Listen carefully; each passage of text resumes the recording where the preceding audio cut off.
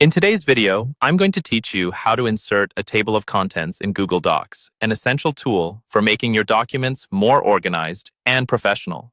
Whether you're working on a lengthy report, a detailed manual, or a collaborative project, a table of contents can greatly enhance the navigation and readability of your document. So let's dive right in and get started with the process.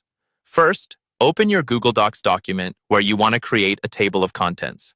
It's important to have your headings set up appropriately, as the table relies on these to generate its entries. If you haven't applied styles to your headings yet, now is the time. Just highlight each heading, and in the top toolbar, you'll find the Styles drop-down menu. This is usually set to normal text, but you'll want to change it to one of the heading styles available, such as Heading 1, Heading 2, and so on, depending on the structure you're aiming for. Once you've structured your document headings appropriately, place your cursor at the location where you'd like the table of contents to appear.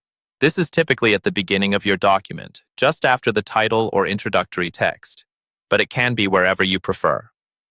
Next, head to the Insert menu in the top navigation bar and scroll down to find the Table of Contents option.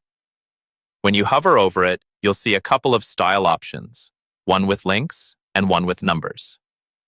Selecting the With Links option automatically creates clickable links in your document. This feature is perfect if you plan to share your document digitally, allowing readers to jump to different sections instantly. On the other hand, the With Numbers option is great if you anticipate printing the document and want a traditional look with page numbers, helping readers find sections manually. After inserting your table of contents, you may find the need to update it, especially if you make changes to your headings.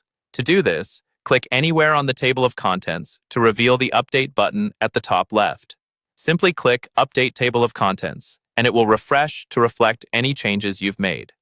It's a good idea to do this periodically to keep your document accurate and well organized. And there you have it, a structured and informative table of contents right in your Google Doc. This feature not only saves you time, but also makes your document user-friendly. So next time you're working on a large document, remember to utilize this tool to keep everything neat and accessible. If you found this guide helpful, be sure to check out our other tutorials for more tips and tricks. Thank you for watching, and happy document creating.